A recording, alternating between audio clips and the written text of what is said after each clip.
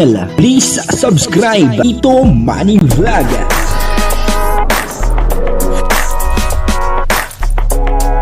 Payagan po si Tito Manny Vlog na mag-reactor. Wala man siya records ng ng awayan. Ayun po, good morning po sa inyong lahat mga kapatid. Kung saan man kayo ng panig ng mundo naroon ngayon, ay mag-ingat kayo palagi at napagpalain kayo ng ating Panginoon. Ito po nandito tayo at tinamaan po ng bagyo ang Naga City at dito po sa lugar namin ay nag-landslide. Ito po, papakita ko sa inyo, ayan o. Yan po yung landslide na ngayon ay pinapagawa po natin. Dati, sapa lang po itong maliit, kung makikita nyo. Pero ngayon, ay parang ilog na po. Ayan o. Bigla po siyang lumaki. Parang ilog na. At ayan o, makikita po natin dito. Ay kumuha po tayo ng gagawa. Dito po si Tatang. Yan o, poging-pogi po yan. Si Tat. Shout out, Tang. Ayan o. Ito na, poging-pogi po yan. At yun po, nandun, meron po tayong tatlo doon na kaibigan. Sa ganun ay ito, no? Yan yung nag-landslide, Kaya, napaayos po natin. Nasa ganun ay hindi na po maging malala ang sitwasyon nitong sapa lang po ito. Yan, pero naging ilog na. Naging ilog na po ito. Kaya medyo matindi po ang bagyong dumaan dito, no? Kala po natin ay mahina lang yung bagyo. Pero marami po ang namatay dito sa may parting Naga, no? At Kamsur. May mga namatay daw po, At ito po, sa mga poging-pogi nating kaibigan na tumutulong sa atin, Basta ganun ay maging maayos. Ito pong lugar natin, yan yung nag-landslide, yan po. Yan po yung nag-landslide. Yan yan napakalaki po ng talagang naging perwisyo nung bagyong dumaan. Nawalan po kami ng kuryente ng ilang araw, nawalan po kami ng tubig, nawalan ng internet. At sa madaling sabi, nawalan po tayo ng komunikasyon. Pero tayo ay nagpapasalamat sa Panginoon dahil sa ngayon ay meron na po tayong internet at kuryente. Kaya yung mga mahal po nating sa buhay na nag-aalala ay nagkaroon na po tayo ng komunikasyon. At napakarami po nga nag-aalala sa atin at nasagot na po natin na maayos naman po yung aming kalagayan. Naging problema lang po namin ay ito nga, medyo nag-landslide po dito sa may tabi po namin. Ayan. Kaya ang ginawa po natin ay pinatambakan natin ng bato, At susunod po niya, siyempre, ay papariprapan natin po yan, Kaya sa ngayon ay wala pa po tayong budget para magpariprap. Ipon-ipon muna ng konti upang sa ganon ay mapariprapan po natin itong gilid na ito. Kaya naman po yan nag-landslide dahil po doon sa nag-landslide po kasi dito sa may banda rito, papakita ko po sa inyo. Kaya nangyari po itong tubig na to, kung nakikita nyo po itong tubig na to, dito po yan dumaan, Dito po yan dumaan. Sa may sako po yan, dyan yan dumaan. Papunta doon, lumihis po siya ng daan. Kasi natambakan po dito. At ang nag-landslide po, ay dito banda, sa lugar dito. Papakita ko po sa inyo ng inyong makita. Yan, nakikita nyo.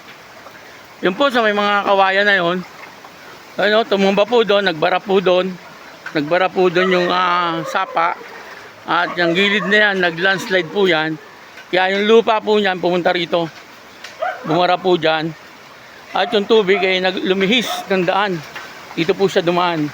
Kapag ganoon, kaya ang nangyari, doon po sa may tapat namin ay nag-landslide. Hindi lang naman sa amin. Kahit po dyan, sa may lugar na yan, makikita nyo, lahat ng mga kawayan po dyan ay nakatumba. Ayan, nakatumba po yung mga kawayan dyan. Talagang medyo matindi yung bagyong dumaan. Hindi naman po nagaganyan dito. Ito po ay agricultural na parang irrigation. Ito pong tubig na to. Na ngayon ay mapapansin nyo, malaki na. Ayan malaki na siya. Parang ilog na. Ayan makikita nyo po. Kasi nga dahil nga po sa lumaki siya dahil nga po doon sa bagyo. Pero ngayon ay unti-unti na po naming naayos at talagang medyo nakakapagod lang pero ayos lang Ang importante ay wala pong nagkasakit or nasaktan sa amin okay lang naman po yung ganito siyempre. Bagamat medyo sa kalooban natin kaya lang siyempre minsan po ay nagdaraan talaga sa buhay ng tao yung ganitong mga pagkakataon nang dahil po sa kalamidad. Ang importante ay wala pong nasaktan sa amin at sa aming pamilya at ganoon din po siyempre sa aming kalugar yung pong mga ibang nasawi sabi po nila ay doon po sa may parte ng bayan meron po doon mga nasawi nalunod po yata yung mga nasawi po doon pero sa ngayon siyempre ay nagkakakuryente pa lang kaya ngayon pa lang po tayo nakakapakinig ng mga bali-balita po at yun na nga wala naman pong ulan dito medyo mahangin na lang at maayos na po ang kalagayan ng Naga City kaya lang marami sarado pa rin po mga establishmento mga butika, mga grocery mga sarado pa po kasi nalubog nga po sa baha sayang nga po yung mga kainan dyan, Jollibee, Chowking mukhang dinaanan po ng baha kaya medyo talagang matindi matindi ang pangyayaring ito pero talaga pong ganyan dumadaan po yung kalamidad sa isang lugar kaya hangga't maaari kung magiging mabuti po tayong tao ay magpakabuti po tayo wag na po tayong mambalahura yung mga balahura dyan tumigil-tigil na po kayo kasi pagka dumating po sa inyo yung punto na talagang ang Panginoon ang bumawi talagang wala po tayong magagawa kaya dapat ay maging mabait sa ating kapwa at maging maayos ang kalagayan ito nakita po natin ang aking mga kaibigan ayan po at sumasakit na po yung baywang nung isa medyo matanda na po kasi yung isang yan ang kita nyo medyo may edad na po yan pagka po yan ay napainom natin ng syoktong ay magiging maayos na po uli ang kanyang kalagayan po ano ba syoktong o Miguelito Para sa matanda, syoktong na. Syoktong na.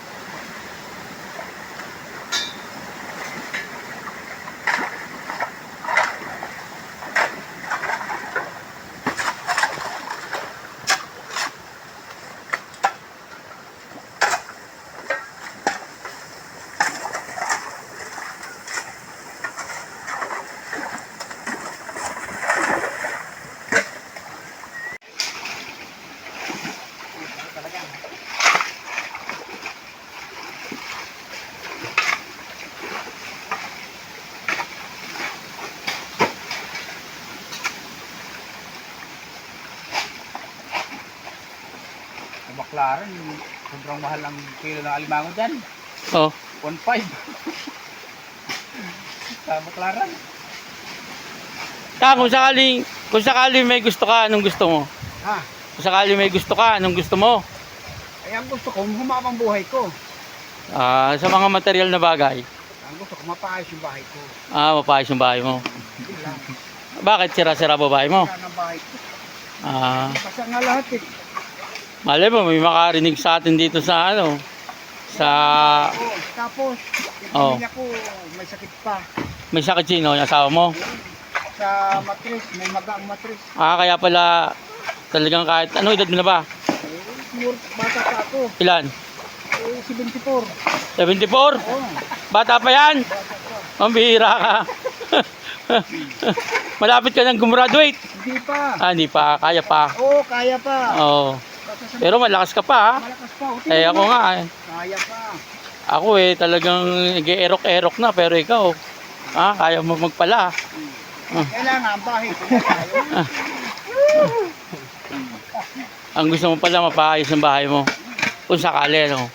Malay mo, may mga kapanood dito sa ano natin, di ba? Sa vlog natin. Ang bahay ko ang kailangan ko Oo. tayo.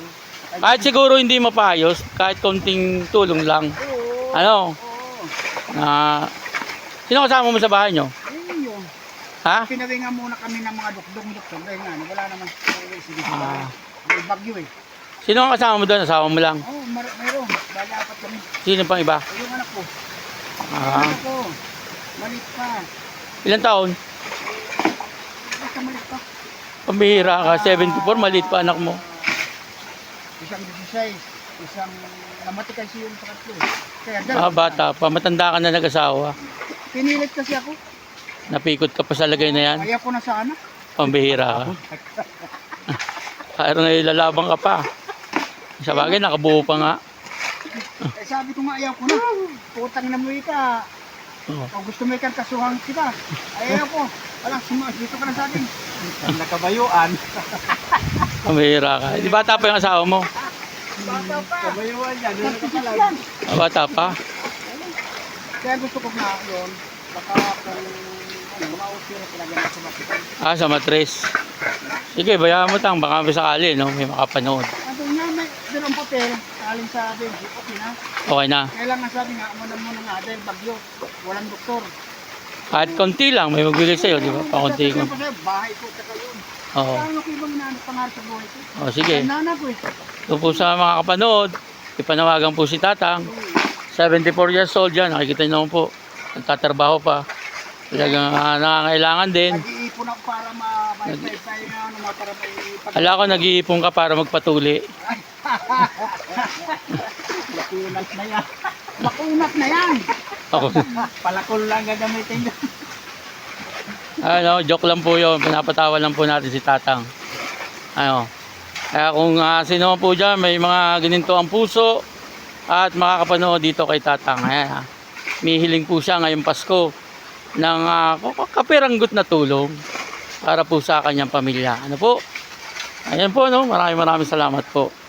At alam ko naman po na marami tayong kababayan dyan na taga-ibang bansa na talagang may malasakit din sa ating mga kababayan. Kaya ito po si Tatang humihingi po ng konting tulong, kahit kaperanggot lang, ay okay na po sa kanya. Ang importante, kahit pa paano, ay matanggap po siyang tulong. Ay, masaya ang problema. At masaya na po niya si Tatang. Ayan, 74 years old. Nakita naman po natin, nagtatrabaho pa. At nakikita po natin yan, nakasaya na po yan. Kasi wala na pong damit. Kaya yung pong saya ng asawa niya, kaya po sinusuot niya. Kasi wala lang nga pong damit na maisuot. Kaya yun, maraming salamat po sa inyo lahat. At ako po si Tito Manny Vlog na nagsasabing God bless you all. Diyos mapalos.